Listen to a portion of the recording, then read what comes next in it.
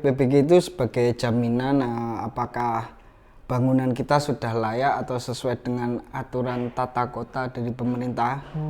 Nah, kalau nggak ada PBG nanti bangunan kita dianggap bangunan liar dan beresiko dibongkar.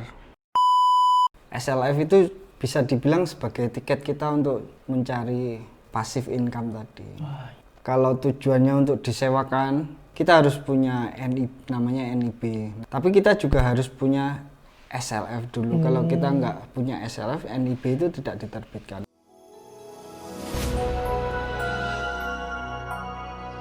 Pak Berti, setuju nggak kalau misal saya bilang bangunan itu sama nih kayak kendaraan. Jadi nggak hanya mesinnya saja, interiornya saja, tapi juga surat-suratnya nggak kalah penting nih Pak Berti. Jadi nggak hanya melulu tentang bodinya yang bagus, kemudian model atau modifnya dan lain sebagainya.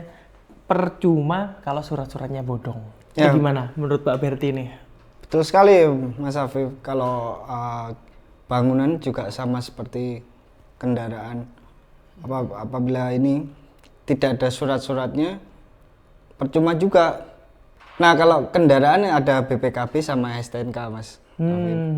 Nah, kalau untuk di properti itu ada namanya PBG dan SLF.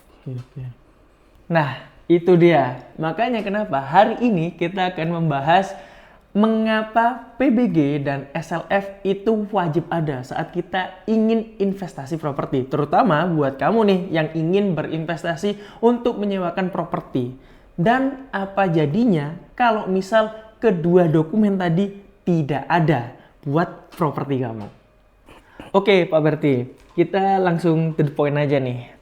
Kenapa sih dalam investasi properti PBG dan SLF itu wajib ada? Terus mungkin kita mulai dari definisi dulu deh, biar teman-teman paham juga nih apa sih sebenarnya PBG sama SLF ini. Nah, ini Mas Afif. Jadi kalau untuk PBG itu persetujuan bangunan gedung. Nah, jadi dia itu seperti restu atau izin dari pemerintah ya. Wah iya. Jadi semisal sebelum kita memulai pembangunan, kita harus mengajukan dulu PBG ini sampai diberi izin. Nah, itu nanti oleh pemerintah dicek apakah semua detailnya termasuk struktur, terus kemudian desainnya dan juga untuk instalasinya juga itu apakah sudah sesuai standar. Nah, nanti setelah PBG-nya sudah diberi izin, direstui dari pemerintah, kita baru bisa bangun gedung tadi. Berarti kalau yang tadi Pak Berti utarakan, PBG ini pemerintah memastikan bangunan ini benar-benar layak berarti ya Pak Berti ya? Baik secara teori atau desain sebelum dibangun. Ya, berarti. Ya betul Mas Afif, PBG itu sebagai jaminan apakah bangunan kita sudah layak atau sesuai dengan aturan tata kota dari pemerintah. Nah, kalau nggak ada PBG nanti bangunan kita dianggap bangunan liar dan beresiko dibongkar. Beresiko dibongkar? Iya. Jadi agar aman harus ada PBG sebelum kita mendirikan bangunan tersebut. Siap. Nah itu berarti ya Pak Berti ya. Berarti secara yang dijelaskan sama Pak Berti tadi, PBG ini benar-benar fundamental banget nih sebelum membangun sebuah bangunan lah, katakan mulai dari izin dan lain sebagainya. Kita berinteraksi juga sama pemerintah. Kemudian konsekuensinya kalau misal nggak ada PBG tadi. Sekarang saya coba ke SLF nih.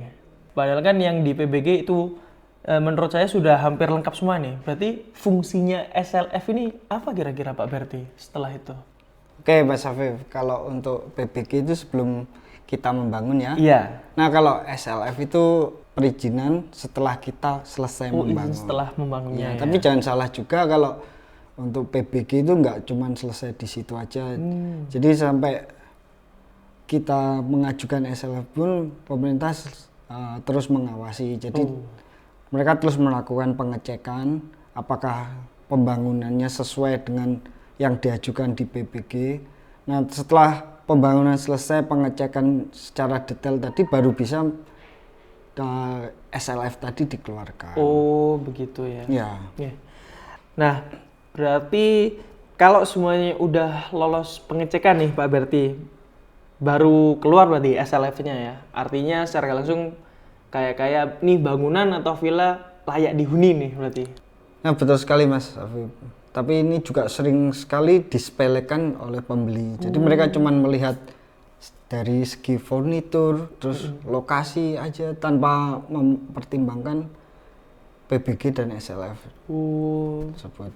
Padahal secara jelas yang tadi Pak Berti bilang PBG dan SLF ini sangat penting sekali ya. Ya, Justru malah orang-orang seringnya menyepelekan tadi ya, Ya. Pak Berti. Nah, tadi kan kita sudah sempat bahas teknisnya gimana nih PBG sama SLF Pak Berti.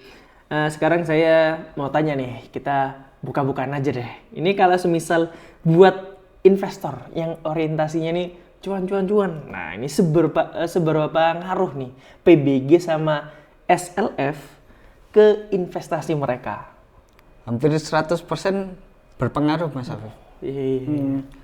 Jadi kita bagi jadi dua peran besar. Pertama PBG itu sebagai pondasi keamanan. Kalau Mas Afif beli villa yang masih berupa gambar atau istilahnya inden, jadi belum ada bangunan, cuman berupa gambar.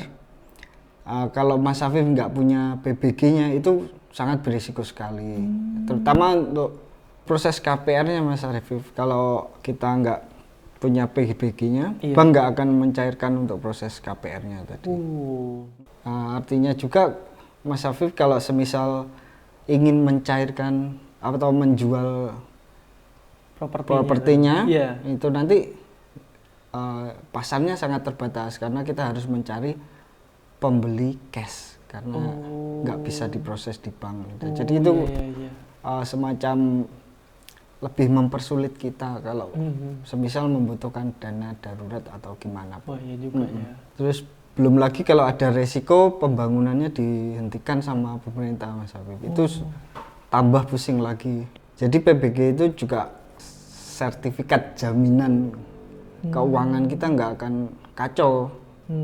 Jadi kita uang setelah masuk kita akan mendapatkan garansi keamanan kita, proyek kita terus berjalan gitu. Karena adanya PBG sama SLF itu tadi ya. Seperti itu. Nah ini terus yang kedua Mas Afif, SLF itu bisa dibilang sebagai tiket kita untuk mencari passive income tadi.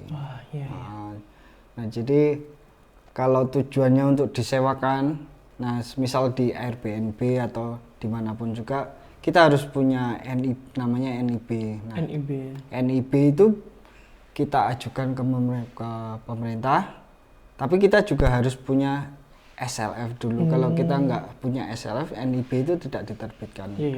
Nah kalau setelah kita punya SLF baru bisa kita kita daftarkan properti kita itu untuk disewakan dan kita mendapat uang. Kalau kita nggak punya SLF dan NIB tadi kita nggak bisa. Nah terus soal resale value Mas, kan di Bali itu kan properti kita mainnya di capital gain. Capital gain. Jadi pembeli properti sekarang ini juga cukup pintar Mas. Jadi kalau villa tanpa atau maksudnya suratnya setengah-setengah, nggak lengkap, nggak clear, itu mereka juga nggak mau beli. Ada risiko. Mereka takut resikonya terlalu besar kalau surat izin-izinnya tadi cuma setengah-setengah, nggak sepenuhnya ada gitu. Nah jadi kalau dokumen PBG dan SLF-nya tadi lengkap Mas Hafid, villa tadi bisa terjual dengan harga yang lebih tinggi dan kita meraih capital gain-nya juga.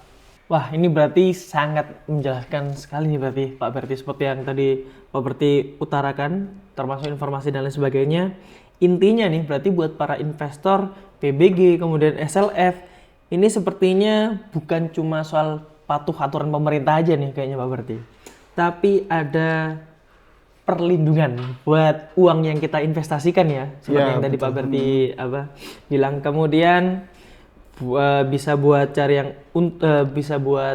untung yang lewat sewa tadi seperti yang Pak Berti katakan, atau bisa jadi aset jangka panjang karena investasi itu tadi.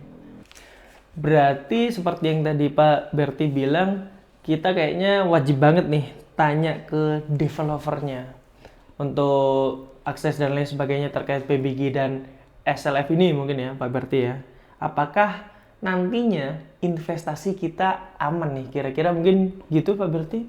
Betul sekali Mas Afif. Jadi kita harus menanyakan dulu apakah PBG-nya sudah pecah per unitnya, terus kemudian rencana serah terima SLF-nya kapan. Dan yang pasti developer yang benar itu pasti akan memberikan informasi secara transparan, Mas. Jadi kita seperti kita ya yang di Miraland ini, kita pasti akan dengan sangat terbuka menunjukkan semua dokumen yang diperlukan oleh calon customer untuk meyakinkan mereka kalau investasi mereka itu aman di sini.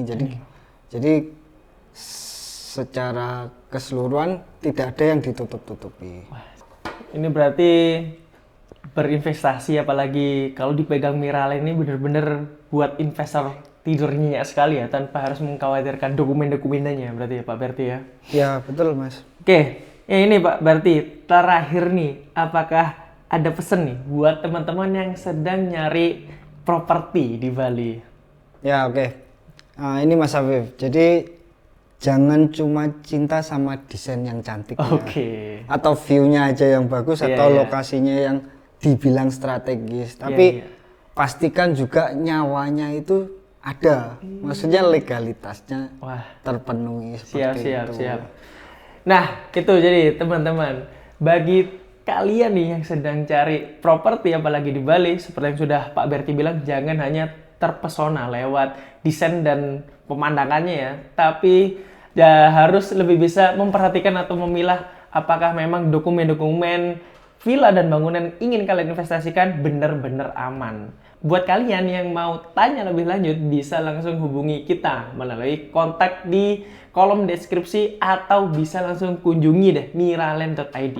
Dan mungkin bisa kunjungi langsung sosial media kami baik di TikTok atau di Instagram. Segitu aja mungkin pembahasan kali ini. Jangan lupa like, subscribe, dan komen. Sampai jumpa di video selanjutnya.